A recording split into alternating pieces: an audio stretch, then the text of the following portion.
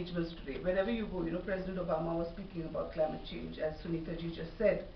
So it is at the centerpiece, and it's likely to be also at the centerpiece for a long time to come.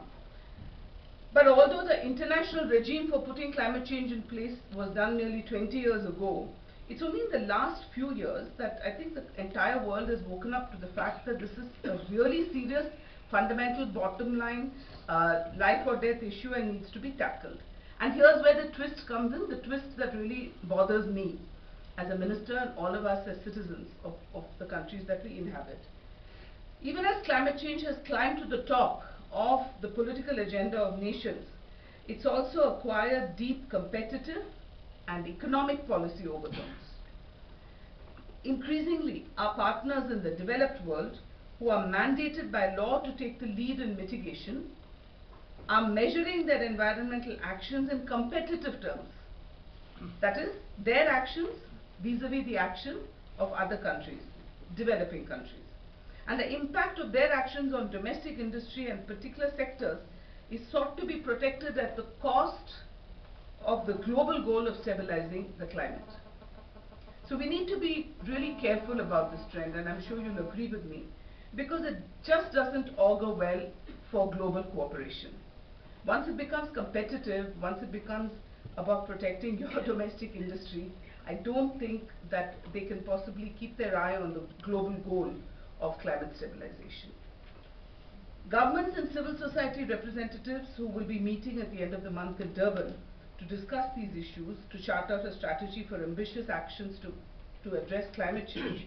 And it will be important that they fix as their goal the agenda to protect the climate agenda as outlined in the Bali Action Plan. And we adhere to the Kyoto Protocol commitments.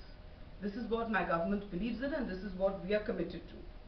The prospects of the Durban conference achieving its goals, I think, will be much less possible if it's caught in a vortex of competitive politics. What are developing countries doing?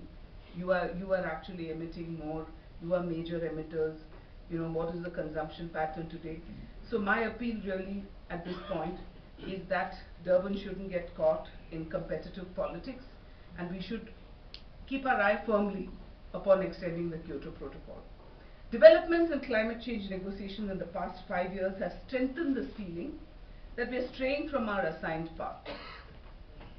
Successive formulations about MRV in the recent negotiations are indicative of a mindset that's guided by competition, and climate change is being seen not as a project that requires global collaboration, but one that only needs competitive adjustment in the light of what one partner country does vis-a-vis another partner country.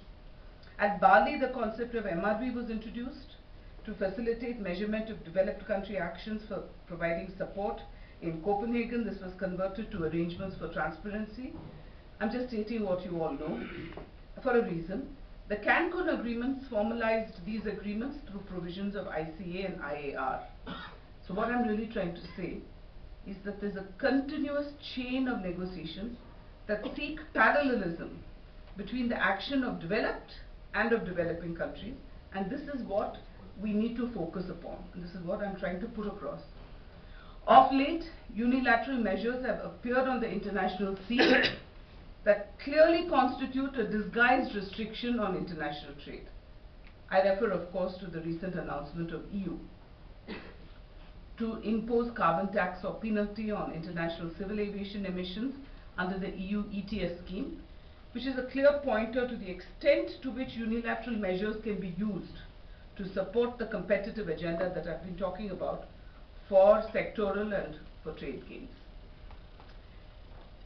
Our assessment is that the Cancun conference could not settle the second commitment period in Cancun precisely for this reason.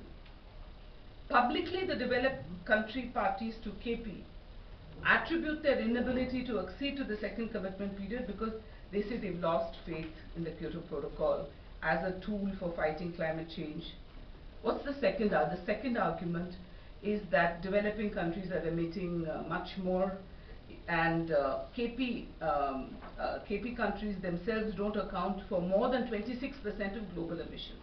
But this is logic inverted on its head, as all of us are aware. Because KP parties still do represent the largest part of stock of global emissions responsible for climate change, and they're also endowed with the required capability. Two important points. KP reflects a regime to address the climate change that respects the principle of historical responsibilities and respective capabilities. And I think that's a very, very important issue why KP should continue.